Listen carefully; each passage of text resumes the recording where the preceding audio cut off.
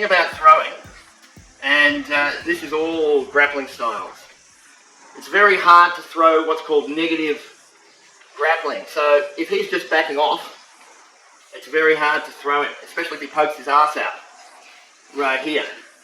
You know, I can do a sacrifice throw or something, but apart from in competition, that's penalised. But in terms of your training, this technique is when he tries to do something with his grab. Like, I would never use this technique on Rama if he's just trying to back off. Instead of being a counter technique, it's now I'm trying to do an aggressive technique. You get what I mean? And the other thing is he's going to try to assert control with his grip. If he grips me without asserting control, you know, I'm going to assert control, in essence. And that's the thing, like if he's backing off, strikes are going to come into play. It depends on the competition, depends on the format. But for training, it's a good point, because you don't want someone when you're training to just be focused on trying to stop you doing what you're doing. That's not good training. It's like, it's horses for courses. Like, I select my technique based on what's happened. So in that situation, when he backs off, I choked him, which you didn't like much, did you? But, you know, I'm not going to try a Koshinage if he's backing away. Do you know what I mean? And that's for your general training. If you were trying to do Nikyo, and, you know, he keeps sitting on the floor, right? It's kind of, you know, I wouldn't try and do Nikyo. But I don't really have a lot of problem with that anyway. So, the second one we're going to do is Koshinage. So a basic Koshinage is under here. Take him over the hip, right? I could get that a lot of different ways. Boom, here, step between his legs, take him over. So that would be the most basic Koshinage. He might have both hands. Same thing, pop the hip, right? There's a million ways you can do it. I found that the hard way, that it's better to hook under the arm to throw, because in modern competition, with this throw, anytime you do any throw really, but in Koshinage, there's a chance I'm going to fall with him. And if I don't have his arm, it's easier for him to jump on my back and choke me out here, right? So, and because the nature of the throw, I'm turning my back. If I've got the underhook, it's called, you can't jump on my back, right? So that, and when I take him down, I've got it here, the underhook here. So it's particularly helpful. Now I remember the first competition I used this in, I did it differently. I always used to do it this way. They'd go to grab me, even a fight, I'd reach over the top, do it by his neck, which is really works well, but I ended up here. And this guy was much more experienced in competition, and he jumped on my back and choked me out. Now, I probably could have fixed that by turning over fast, but instead I do it like this now.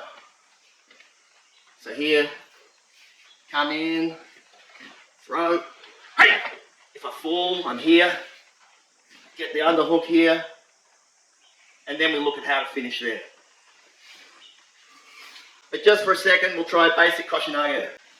Maybe start from here. You can do it aggressively. I grab his wrist. I'm going to grab him in here, grab him over the top. If I grab over the top, I'm going to grab his trap, get my bum in, or just come underneath and get him across your belt line here. So even if they're really big, right, and you can't load them right up on your hip, I can take my hip forward and take him down this way, or even under here. But let's just say, I often find when I've done this, if you're in a fight, you're going as hard as you can, and he's resisting as hard as he can, and he's sticking his ass out, right, trying to back off. And the more I commit to this, right, I commit, I still haven't got it, but I've decided, fuck it, I'm going to give it everything and get the throw. I'll end up falling with him.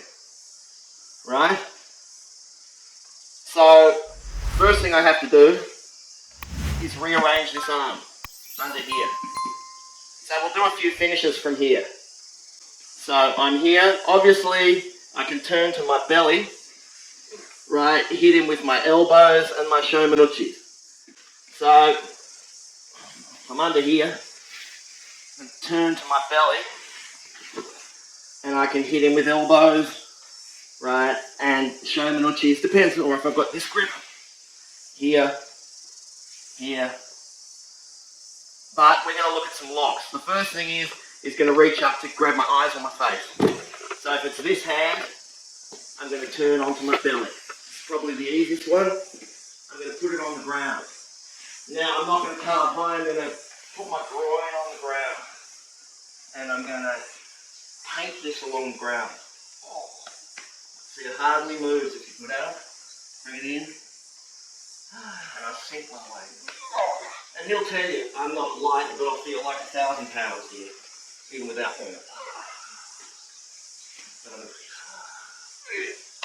Right. If he managed to straighten his arm, because it's a hold, I'll come up and I'll do it out.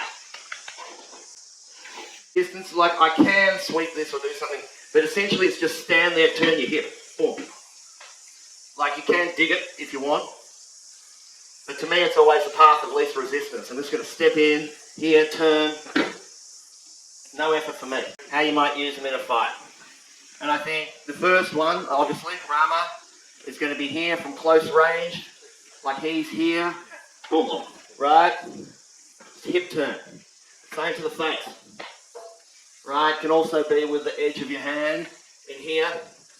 But it's just relaxed your hip, exactly like we do ski. Like Aikido doesn't teach punches per se, but the skis are just like a natural extension of your hip.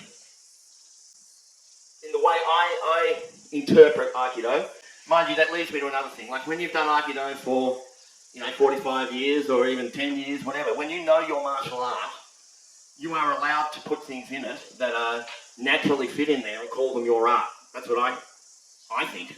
So if I'm here, if he strikes at me, I think Aikido's natural movement. If I flurry, turn my hip, turn my hip, turn my hip, no one can tell me that's not Aikido. I mean, they can, and they have, but, I've got so much Aikido in my bones, as far as I'm concerned, if I do it, it's Aikido. I mean, pretty much if I do anything else, it's Aikido. But for this, just give this a try. You're here, you make the range. It's not like I'm not stepping in and striking. It's like he's close, boom, I'm going to hit him. Chin, under the chin. Getting back to the last technique, if I take someone down, boom, and up on top, these techniques are basically jiu-jitsu techniques that I was showing you competition and street. If I was in the street, I would finish off like I would Aikido. I'd get to my knees, I'd hit him with elbows and shomans, I'd pin his head and his arm, and I'd stand up. I'd look around, get up, give him a kick, off. I wouldn't finish him off with a pin. But I was just showing you both ways of doing it. Aikido doesn't really do ground fighting to get a submission on the ground. The ones that are on our fronts are like, kind of like oshiyuchi, like a police technique to take someone prisoner or something. Okay, so we'll get back to what we're talking about. The second one, I don't know what its name is in Aikido. I call it the snake palm, but it's basically this, boom, I just go for his neck with menuchi. Boom. And I can take this from any angle. Straight. He could have his hands up in here. He could punch at me. Boom. I take this, right? There's two ways of finishing this. I can grab anything and take him down. Right? And I've done this. He puts a hand up. Here. Finish. Or you're in here. Something happens. Right? I get in here. I'm going to pull him forward. Right? Then I'm going to open into a choke or something. Whatever you like. So usually what will happen, if I pull him forward, I'm going to pull him forward and then take him down this way. So give it a go. Onegaishimasu. now that he's got my throat, right, I just back off, bang, right? I've got to attack this, get in deep, like right in his neck, and keep it going. Boom, take him down. I'm not going to be fucking around just like, like, you know, Boston Strangler or some kind of torture or something. You know, I'm just trying to take control. You know, you're going to use your strikes in combination. So, I mean, he might attack me. You know, I'm going to get his throat. I'm going to knee him. Boom, take him down. Finish him off with a hold. You know, I chain it all together.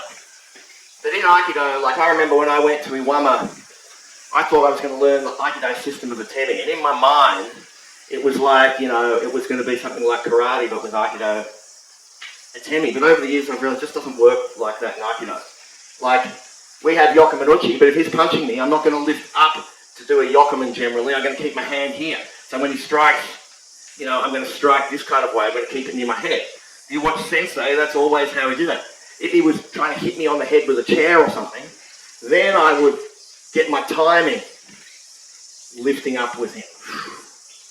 But I wouldn't fight someone punching straight by lifting my hands. He might throw a straight strike and I slip it and hit him. But I'm not just going to attack like this, or he's going to smack me in the mouth. But how it might work is he might start attacking me, boom, and I'm going to pick it up. And I'm going to use a mixture of those things that we've already done and take him down. Right? I'm not going to be out here, someone well trained in striking and be trying to go, it's going to be punching. And worse when you see this, or this. And most people think Shomen and Yokoman don't work because they time it wrongly. And my opinion, like there's lots of opinions, and you know what they say, opinions are like arseholes. But, you know, the thing that's wrong with Aikido, people always talk about what's wrong. It's got a terrible rap on YouTube because people don't understand it. And there is a lot of kind of crazy stuff out there. But all of the kata work, but because all the people doing it, virtually none of them are fighters, none of them have any timing. They don't know when to do it. And I gave this example to my friend who loves Aikido. He's a professional Muay Thai fighter and Jiu-Jitsu competitor, and I was explaining to him about how I hate it and that people don't respect Aikido anymore, and I was explaining like there's a triangle choke in BJJ, and that's an extremely complicated thing to do. Like, you know, if you practiced drilling that and never got into a fight, nobody would believe that worked. You know, there's a lot of different stuff that you have to do. You have to get your head over there and cross your legs around the neck, and you know, it's a very complicated thing. It's like at least 3 steps to get it done that you have to set it up. And Aikido, there's very few techniques that are that complicated. It's just people have forgotten, they don't have any timing. And they don't know what their timing is. And you know, timing could be anything like the timing of one. He's going to hit me, and timing of one. I could be like he's moving around and I'm moving with him, and then he's going to throw something, boom. You know, it could be like the timing of 2, or we could be moving together, and I could be doing this kind of thing. You know, there's different kinds of timings, and if you don't know how to use timing, you're not going to be able to do a technique. You just have to rely on surprise then, which is like, well, he grabs me, and that's kind of, that's stage 1, I guess. You know, but you want to be able to have a plan, like this guy's there. Oh, I can immediately feel that he knows what he's doing. So what do? He's bigger than me. I'm going to start moving. I'm not going to let him line me up. I can see him wanting to line me up. I'm going to give him something to look at. Right? I'm not, you know, and it's going to vary. Like, tomorrow we'll look at multiple attacks where you kind of put all this into, make it work in a fight. But the same thing is, like, you don't go into it, I don't go into it thinking, I'm going to do Ikkyo. You'll just punch me in the face, right? I don't know what I'm going to do. I say to myself, ooh, I'm going to have to do something. I'm determined to do something. And it might all go wrong. And I love this saying of Evander Holyfield. I'm going to do it pretty or I'm going to do it ugly, but I'm going to do it. And, you know, he could hit me and I'm going to finish. Boom. You know, I could try something, run into a punch. Oh, I'm going to finish. I don't care how I finish. And that's kind of the mindset you have to have. You can't have the attitude, I'm Bruce Lee here, I'm going to, you know, I'm going to be all beautiful all over him and then it's all going to be over. Like you've got to factor pain and failure into the scenario. And to me, that's like your spiritual development. Life will not treat you well, no matter how blessed you are. It's going to, we're all going to die, we're all going to suffer, you know, and,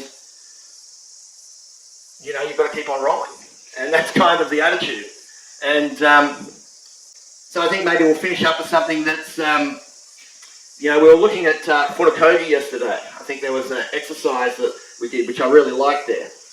I haven't done that exercise. We did something similar where he'd grab the wrists and I'd bring him back, push forward, bring back.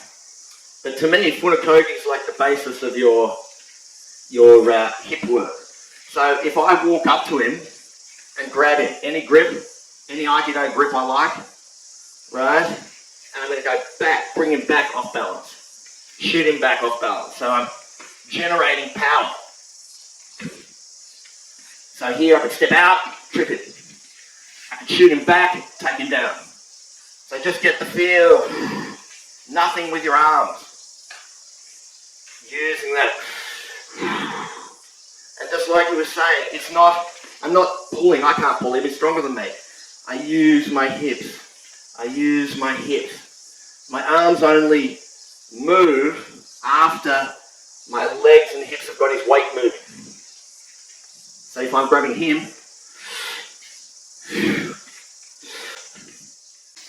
so we have different techniques for the dojo, different techniques for competition, and different techniques for the street. And the reason that they're different is in the dojo we all like each other. There's people of different sizes, experience levels. We practice together in a way that's kind of peaceful, and we practice the perfect movement and the perfect ki extension. And then if we're competing, we can't finish the same way, and we can't depend on the rule set. It's going to limit the kind of techniques you can apply.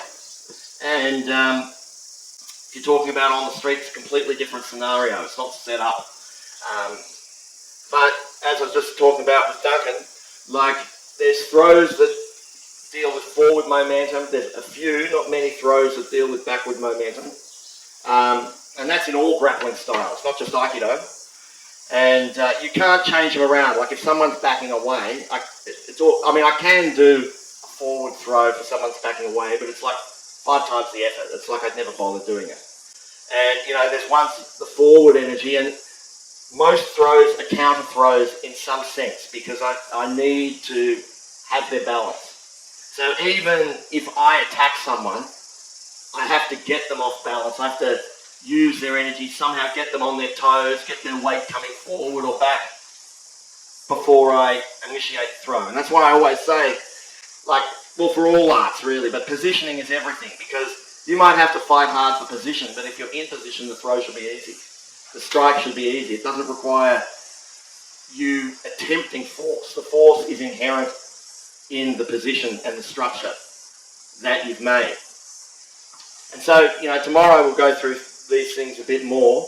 But also I think too, like as a training partner, you really need to attempt to kind of be mindful of who you're with. We all train with different people, and I think one of the beauties of Aikido for me, like, you know, easy for me to argue with people, and I've become much more agreeable, and you know, got an appreciation of people that I otherwise never would have got, and I think a sensitivity to training with people that, you know, I didn't have before. And the way I grew up too, I was very uncomfortable with people touching me, you know, especially men. You know, I just get really aggressive, and just like being in that kind of environment, like you learn that, you know, we're all, you know, the most iconoclastic person, the most misanthropic person is, we're all people, we need people.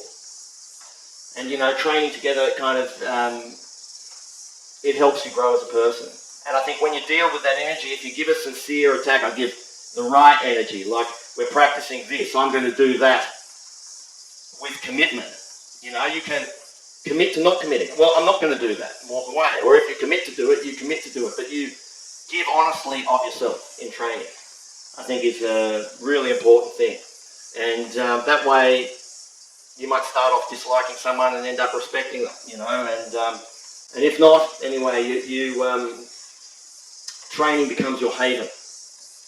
You know, and a place for you to work your martial skills, your philosophic skills, and your personal skills, I guess.